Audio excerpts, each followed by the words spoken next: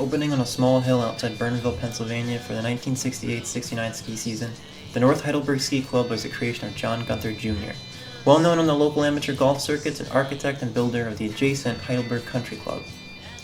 The mountain started operations with a T-bar, servicing a handful of slopes on a hill of about 240 vertical feet next to the Tulpehocken Creek, at what would become the head of Blue Marsh Lake, created by the Army Corps of Engineers in 1974.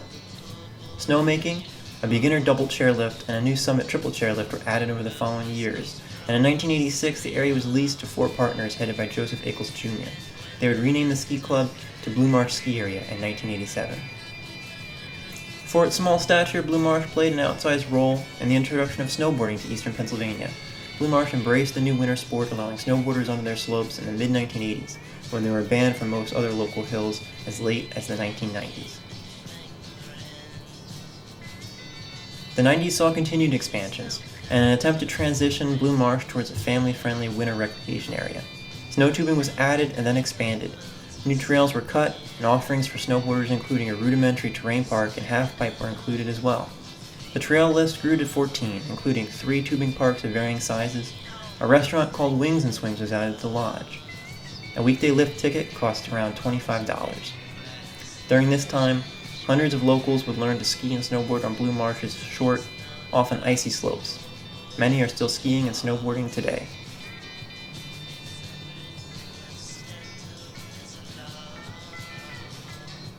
Despite its expansion, Blue Marsh was already facing financial difficulties by the 1990s. The ski area narrowly avoided going to sheriff's sale in 1995 after becoming delinquent on a $1.4 million loan. Blue Marsh would avoid going to the auction block, but ultimately could never offer the type of investment needed to compete with other larger local ski areas. In 2005, Blue Marsh closed after 37 years of skiing and snowboarding. Owner Joseph Ackles cited increasing costs and warmer weather as contributing causes to the area's closure. In 2006, all of the ski area's assets were sold at auction. Snowmaking equipment, ski lifts, even the china and glass from the lodge were all sold off. Plans were made to rezone and redevelop the hill for a large residential development, but to date, no redevelopment has occurred and the area remains abandoned.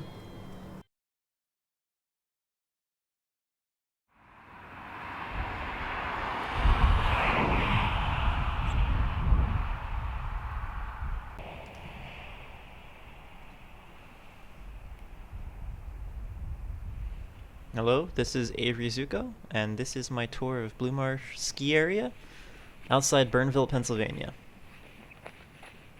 So, Blue Marsh, their last year of operation was 2003-2004, and they officially closed in 2005. And then in 2006, there is an auction. They sell off absolutely everything related to the ski area. And then at some point after 2006, they demolished the base area buildings. So this was the main lodge and the restaurant, Wings and Swings. I don't really know where the name came from. It wasn't ski related, which usually they try to do something, but they didn't. So this was the lodge, and this is the parking lot here. And on the left, in the trees, you see the broken cement in there. That was the ski school. So they've demolished absolutely everything. I'm not sure why exactly, if they were worried that it would become a hazard, maybe someone would break in or set it on fire, or what the deal was, but they, at some point, demolished everything.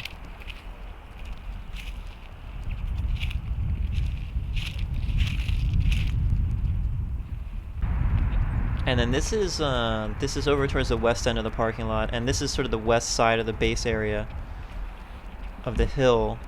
There's a lot of illegal dumping here. I think people just drive up and they just dispose of their garbage here. There's some tires. There's a bunch of old appliances around. It's really unfortunate. The ski area never was, and it's not now, a part of the recreation area around Blue Marsh Lake. So basically no one really takes care of the land, and people can kind of just come back here, I guess, and they just illegally dispose of their old appliances. And so this is walking down towards the triple chair. This was the bottom terminal of the triple chairlift.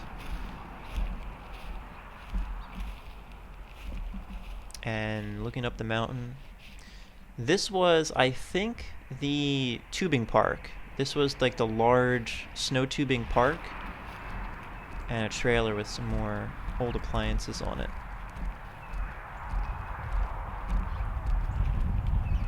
And there would have been a tubing rope tow, but there's no evidence of where that was that I could find.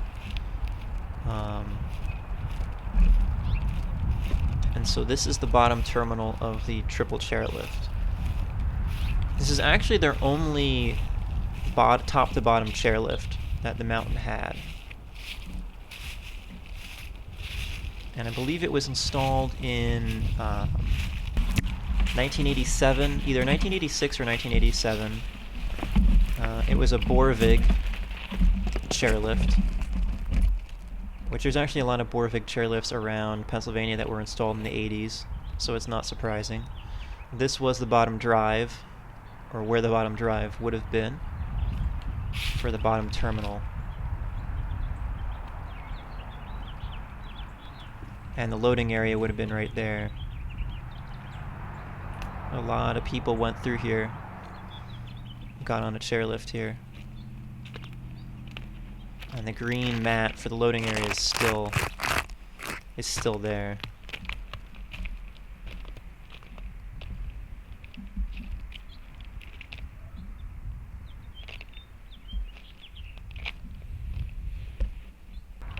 And so now we're looking at the top of the beginner double chairlift. So they had this beginner double chairlift. I'm not sure when this one was actually installed. Sometime in the 1970s or early 1980s, I guess. This is the top of that chairlift. This is, I guess, where the footing, this is the footing for where the top bull wheel would have been. And the unloading area was right back there in those trees. And this is actually the older part of the ski area. This is the part that they initially sort of cut and opened with back in the late 60s. This big slope was sort of the bottom part of the main slope.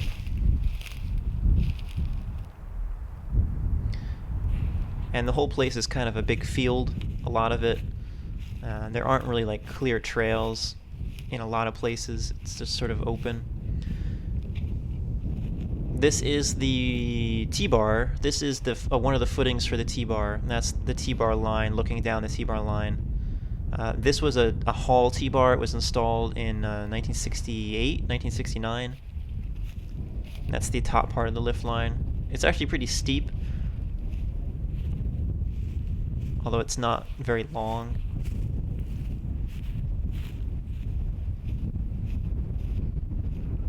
And over here was actually a newer addition.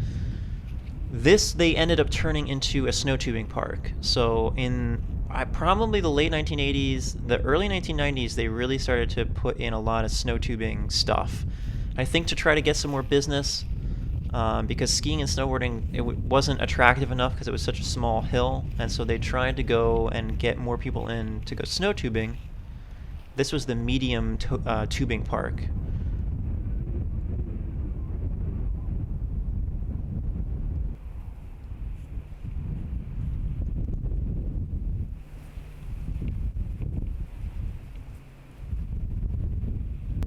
And so this is the top of the hill here. And that was the top of the T-bar. That was the unloading area and sort of the lift attendant's shack for the T-bar. And back over here is the return and the bull wheel for the T-bar.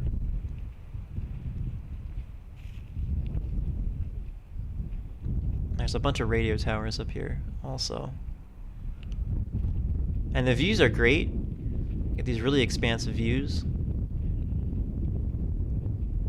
even though the hill is not that tall, the vertical drop for this area is only about 240, if you're maybe generous, say 250 feet. They advertise it as higher than that. I think they advertise as 300 or 315 feet.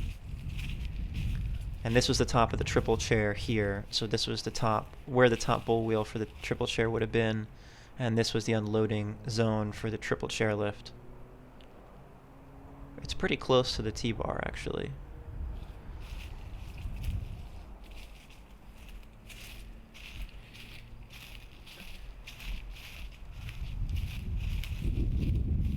And then this was the easier way down the mountain. So the more advanced terrain, such as it was, would have been off of the T-bar. So basically parallel to the T-bar lift line is the steepest part of the hill. And then looking down here, this is one of the blue trails, intermediate trails there on the right. And then further down there was another one or two blue intermediate trails, and then some green trails further down.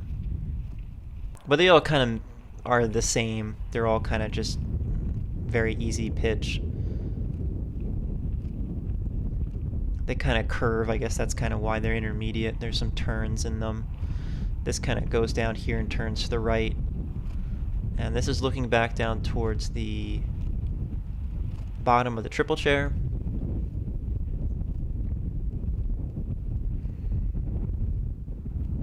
And like I said earlier, the whole place is pretty wide open. I think the bottom half of the hill was just a farm field initially, so there aren't really clear borders between where they would have marked trails. There's a few clumps of trees, and I think they planted some trees, and they put up fences and things like that, but it's all pretty open, and it's still open now. It's starting to grow in, though. You can see there's a lot of brush and little saplings and stuff kind of growing in.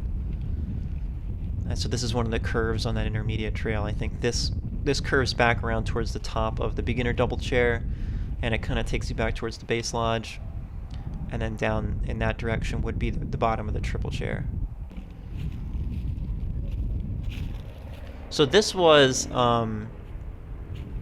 actually, I think this was the half pipe. So they installed a half pipe in the late 80s, I think, early 90s, early 1990s. They put in a half pipe, and you actually see this in a lot of ski areas around Pennsylvania and the Mid-Atlantic, I guess, and maybe elsewhere. But it's sort of a ditch. And they did this to save on snowmaking, so they don't have to make snow to build up the entire wall of the half pipe. They just have to fill the ditch in and then shape it from there. And so this was where they put that. You can kind of see the little bowl shape to the left. I'm kind of walking down one of the sides of the half pipe, down the right side of the half pipe. Skier's right.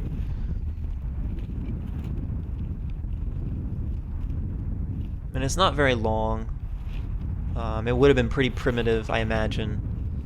And there's some old appliances that someone's thrown out. And then this is the other side of the ski lodge. So I came back down to the bottom, and I wanted to see what was on the other side of the lodge. And this was the other base area building. This was the ski patrol building over there, and that's demolished also. And that was below the tubing park, the medium tubing park that we looked down before. And up here was the bottom of the T-bar, and the loading area for the T-bar, which is on top of that little rise right there. And it's interesting that this area kept the T-bar as long as it did. They kept it for the whole 37 years that they were in operation, right up till they closed, which is unusual for most ski areas. I imagine they didn't have the money to replace it. I don't really think they ever made that much money. It's a small Pennsylvania hill, and they never really had the ability to invest. And they didn't really have the room to do that. It wouldn't have really, I think, warranted the money to put a bigger chairlift in. But that is it, and that is what is left of Blue Marsh Ski Area. So I hope you enjoyed that. If you have any other information about Blue Marsh, you can post that down in the comments. And if there's any other places that you want to recommend to visit, I'm always open to tips. So thank you for watching, and I hope you hit the like and subscribe button.